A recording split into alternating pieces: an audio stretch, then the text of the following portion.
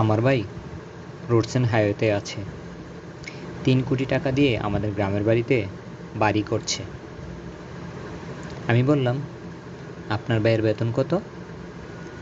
গর্বে ভরা চেহারাটা মুহূর্তেই ছাই হয়ে গেল। দোস্ত বলিস না, এই শালা ট্রাফিক পুলিশ, শালারা 2 টাকাও ঘুষ খায়। দোস্ত, তোদের ফ্ল্যাটে কত খরচ পড়েছে? এই সব মিলিয়ে 97 লাখ। তোর বাবা তো ট্যাক্সে আছে। বেতন কত? চেহারা আবারও ছাই।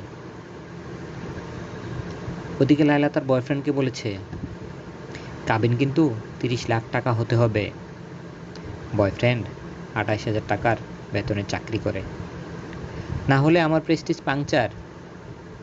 ফেবুতে পোস্ট দিয়েছে, যে ছেলে যৌতুক চায় তাদের না বলুন। এদিকে মেয়ের জন্য বিয়ের প্রস্তাব এসেছে। ছেলে কলেজের টিচার, আরেকজন পিডাব্লিউতে চাকরি করে। মেয়ের বাবা পরের জন্য মত দেয়। মেয়ে বলছে, বাবা তোমার পছন্দ সেরা। এক আত্মীয়ের বাসায় গেলাম, সারা জীবন সততার বুলি আউড়িয়েছেন। মেয়ের জামাই চাকরি করেন সিটি কর্পোরেশনে। খুব গর্ব করে বলছেন তার মেয়ে ঘরের ফার্নিচার 4-5 বছর পরেই পাল্টায়। মেয়ে খুব শৌখিন, 80 লাখ টাকায় ফ্ল্যাট কিনে আরও 50 লাখ টাকা খরচ করেছি ইন্টেরিয়র কাজে। আমি জিজ্ঞাসা করলাম, ভাইজান জামাইয়ের বেতন কত? অফিসে বসে আছি, একটা ছেলে সালাম দিয়ে ট্রেনের সময় জানতে চাইল। কথায় কথায় বলল তার ভাইও রেলওয়েতে জব করে। জিজ্ঞাসা করলাম, কোন পোস্ট? ও বলল ইঞ্জিনিয়ার, ডিপ্লোমা। তার ভাই নাকি 6-7 বছরে অনেক কিছু করেছে। জিজ্ঞাসা করলাম, তোমার ভাইয়ের বেতন কত? আর কোনো উত্তর নাই। আমরা এত নষ্ট হয়েছি যে আমাদের কোনো লজ্জা নেই। ঘুষ আমার অধিকার। কিন্তু কন্ডাক্টর 15 টাকার ভাড়া 15 টাকা চাইলেই, এগুলো মানুষ না। এই টাকা খেয়ে কিছুই করতে পারে না, মানুষের টাকা মেরে কিছুই করতে পারে না। অথচ একটু আগেই বাসে মোবাইলে আলাপ করছিল একটা বেসরকারি ব্যাংকে চাকরির জন্য 9 লাখ আর 10 লাখের ঘুষের আলাপ। কন্ডাক্টর গলা কাটছে শিক্ষিত দুর্বৃত্তরাও।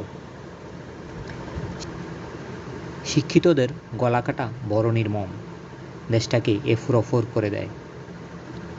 কন্ডাক্টররা একটা নিদারুণ সত্যি কথা বলে, আপনারা যে কলমের খোসায় কোটি কোটি টাকা মাইরা খান, সেই হিসাব তো আমরা নেই না। কথা সত্যি এবং নিদারুণ সত্যি। কিছু অসভ্য শ্রমিকদের দেখলাম অ্যাম্বুলেন্সও গালি দিচ্ছে, আটকাচ্ছে। সেই অ্যাম্বুলেন্স দেখে মনে পড়ে গেল এর চেয়েও ভয়াবহ অসভ্য গোষ্ঠীর কথা, বিভিন্ন ওষুধ কোম্পানির দালালদের কথা, যারা অতি উচ্চশিক্ষিত ডাক্তার এবং যাদের পেছনে রাষ্ট্রের কোটি টাকা খরচ হয়। মেয়াদ উত্তীর্ণ ওষুধ আইসিইউতে রেখে গলা কাটার সেই সব অমানুষদের কথা। মানুষ হয়তো আছে, সংখ্যাটা কম। মেয়ের বিয়ে ঠিক হয়েছে, তা কোথায় হলো, ছেলে কি করে? যদি ঘুষের ডিপার্টমেন্ট হয়, দেখবেন মেয়ের বাবা মা ভাই বোন আর মেয়ের চেহারা খুশিতে কেমন চকচক করে। অথচ এই যে অরাজকতা, এই যে ভেজাল জিনিস, এই যে উচ্চমূল্য, এই যে গলা কাটা সেবা, এই যে পেনশনের টাকা তুলতে ফাইলের পেছনে দৌড়াতে দৌড়াতে জুতার তলা ক্ষয় হয়ে যাওয়া, এই যে পরীক্ষায় ভালো করেও চাকরি না হওয়া, এসবের মূলত ওই যেখান থেকে বিয়ের প্রস্তাব এলে জিহবা চকচক করে, চেহারায় খুশির ঢেউ উঠে, সেই দুর্নীতিবাজদের কারণে। বিখ্যাত এক অর্থনীতিবিদ বলেছিলেন, বাচ্চাদের অর্থনীতি। বাচ্চারা কারা? এই কথাগুলো শুনে যাদের চেহারায় চপাটাঘাত পড়বে ছাই হয়ে যাবে তারা।